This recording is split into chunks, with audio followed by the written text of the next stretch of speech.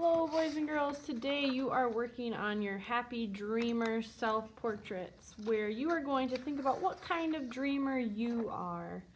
And we are going to draw a self-portrait and then we're going to add some color to our self-portrait to make it look dreamlike. Before you get started, please write your first and last name and class code on the back in pencil.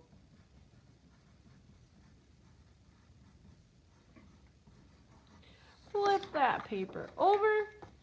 Grab a tracer, put that tracer at the bottom of your paper about 3 finger widths from the bottom, and then you are going to just lightly with your pencil trace around it. Draw light till it's right. You don't even have to get super close to it, but just draw lightly around that tracer. Then you will draw a couple of ears coming from that U shape, and we're drawing a very simple self-portrait, just like Peter H. Reynolds. People have very kind of U-shaped faces, and then our eyes are going to be closed, so we're going to draw 2 U shapes that just go in line with our ears. Notice how I'm drawing lightly. Go over a little bit darker so you can see. 2 U shapes to show that my eyes are closed and I'm dreaming. Little bump in between for my nose. Again, drawing lightly, keeping it simple. And then another nice wide U shape for a smile. Very simple face. Then, if you want to show that you're kind of floating in a dreamlike way, start a little bit below this ear. Make a curve up for your arm. Then you're going to go over pretty close to the edge of your paper, and if you go off the edge of your paper, that's okay too. Then you'll come back, curve back in so that that curve is close to your ear all the way to the bottom of your paper. Then a little bit lower on this side, we'll start our arm. It's going to curve up kind of by our ear. Come back over, and again, it's okay if it goes off the side of my paper, so I'm going to kind of continue that line here and curve back into my body. And then you can just draw some simple fingers. No details, just very simple fingers coming out of there to kind of show they're floating. Okay. Then the last thing you'll do is you'll draw your hair. And everyone's hair is a little bit different. So if you have a part in your hair, I usually start with my part. And then I'll have my hair go across my forehead on both sides. And then I want to draw kind of the top of my head, which usually your hair isn't like a perfectly round shape. I kind of have some waves in my hair that I'll draw for the top of my head. Then I'm just going to show my hair kind of floating out back behind my arms and my body, again, to kind of make it look like I'm dreaming. After you have drawn everything in pencil, and just draw lightly with your hair and do your very best, you will go over those lines in Sharpie. If you are a boy, a lot of times you have sideburns that kind of go in front of your ears like this, and I usually call them stair steps because they kind of go up a couple steps. And then sometimes our hair is curly and it's bumpy. Other times it might have a zigzag look to it like this, where it goes across. It might just swoop across and be a smooth line. It might be spiky at the top, or it might just be kind of jagged like this. So you can make it rounded, you can make a couple little lines to kind of show the texture of your hair. If your hair is curly, you would make it curvy instead of pointy. So just keep it simple. A lot of times do those stair steps in front of your ears and across your forehead. Just think about how much hair you have going across your forehead. Maybe your hair is really short and it's up higher. You have to decide what your hair looks like. On your Happy Dreamer self-portrait, you will use a material called bleeding tissue paper to start to add color in your Happy Dreamer background. And bleeding tissue paper, when it gets wet, the colors of the bleeding tissue paper go onto the paper and they start to mix and kind of look tie-dye and kind of dreamlike, which is great since we're doing our Happy Dreamer self-portraits. So with that, you will start by just kind of deciding what colors you want to use. that represent the kind of dreamer that you are. So you'll have some idea sheets on the different types of dreamers. Choose one or choose two or make up your own kind of dreamer that you are, and then decide what colors go along with that kind of dreamer. What does that remind you of? And that's what you'll choose for your background. So you will have a bin full of small pieces of bleeding tissue paper, and then you'll also have some larger pieces that you will use to cover larger areas of your background. And with these large pieces, you're going to tear them so that they fit on the background. So you might tear a few large pieces that will go onto your background of kind of the main color you would like to use on your Happy Dreamer self-portrait. So I kind of got my blue all ready to go. I'll set that aside for just a moment. Then, before you set your bleeding tissue paper on your paper, you're going to get it wet.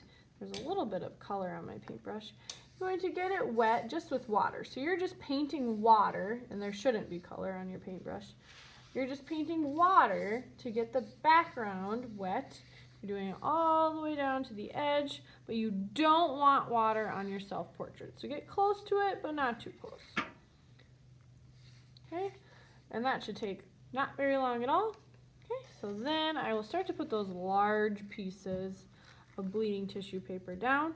Again, being careful not to go over your self-portrait, but try to get close to it. Then when you start to add other colors, you want to overlap those other colors over top of your main color so that they will start to mix. So now I'm going to add some more colors over top with my smaller bin of tissue paper. And make sure when you grab colors that you only get one at a time. So right here I have like 3. Just take one at a time. Start to overlap them. See how I don't leave white space? Start to overlap them over top of each other so that those colors will then mix. You will go ahead and make sure that they're all stuck down. Miss W will come around with a spray bottle and get them to stick down even better for you. But you can also just use more water on your paintbrush. And even after I have sprayed yours down, or even if you're waiting for me, you can take your paintbrush with more water and just pull that color into any white spots that you have in your background, and also just kind of help push down that bleeding tissue paper so that the color attaches to your paper.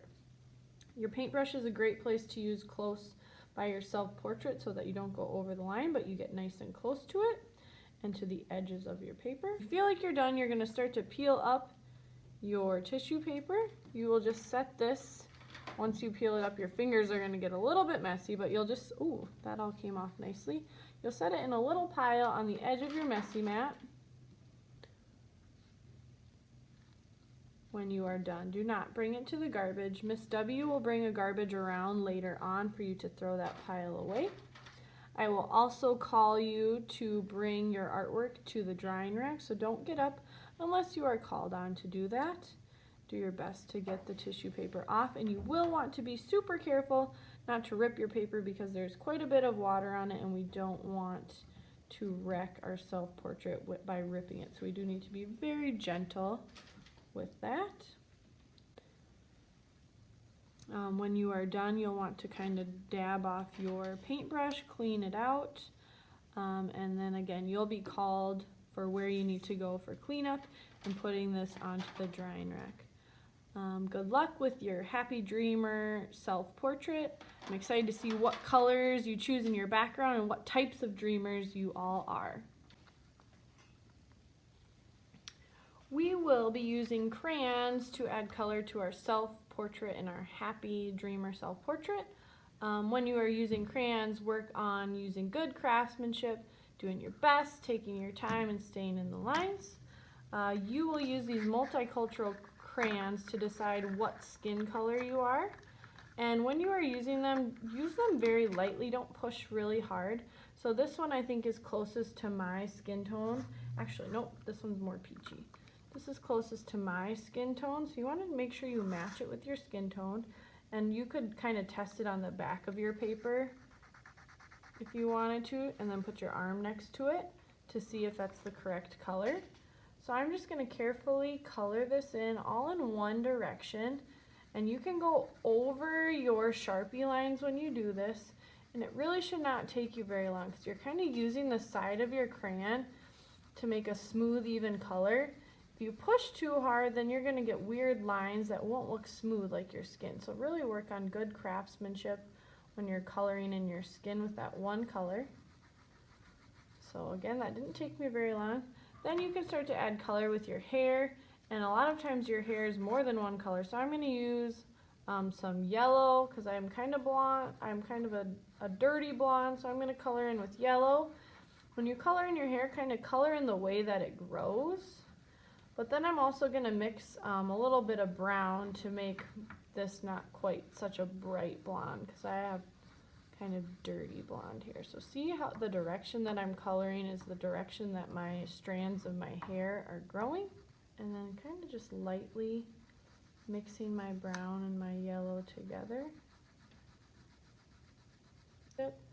So I'm pushing harder kind of to outline things with my brown.